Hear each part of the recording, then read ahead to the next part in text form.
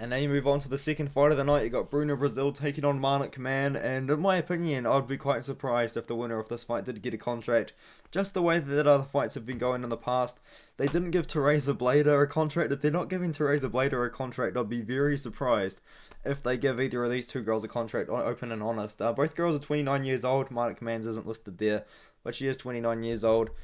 And I might have her reach. I don't have her reach listed. So the point is though, she's 5 foot, and she's a lot smaller than Bruna Brasil.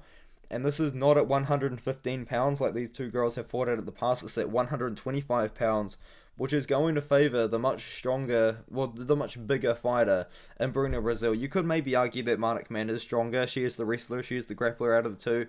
But Bruna Brasil's 5'6". She's going to be a lot taller than Marnic Mann, who is quite short and stocky for the division.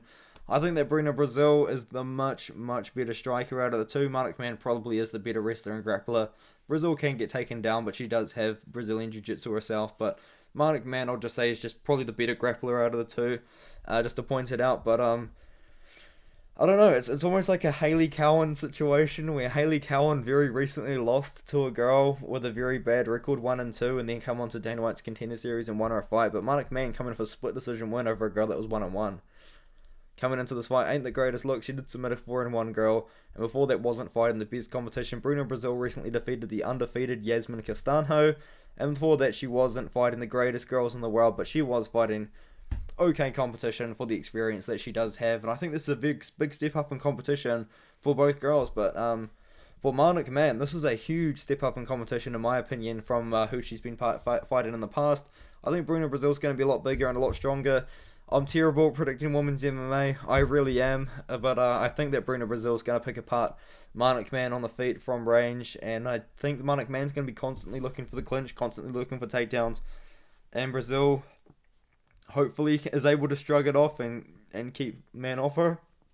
But obviously in a lot of women's MMA fights, you kind of want to pick the grappler, because you see a lot of clinch positions, you see a lot of takedowns, you see a lot of grappling in general, because a lot of girls just tend to not have the KO power as a lot of the male fighters do. And that's all good, but especially at 115 and 125. But I think that Bruna Brasil, I don't think she's going to knock out Marnic Mann. I think she's going to win a decision on the feet. I think she's going to kickbox with Mann, outpoint her from range, and win a decision that way. Massive step up in competition for Marnic Mann.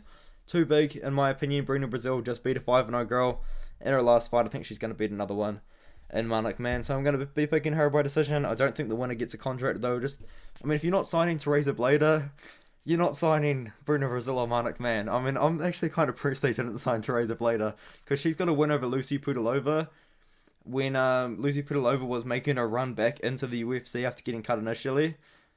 So Teresa Blader proved to her that she's a UFC level fighter before Contender Series. But it is what it is, man. It's just mind blowing. Mind blowing. I'm gonna go Bruna Brasil decision.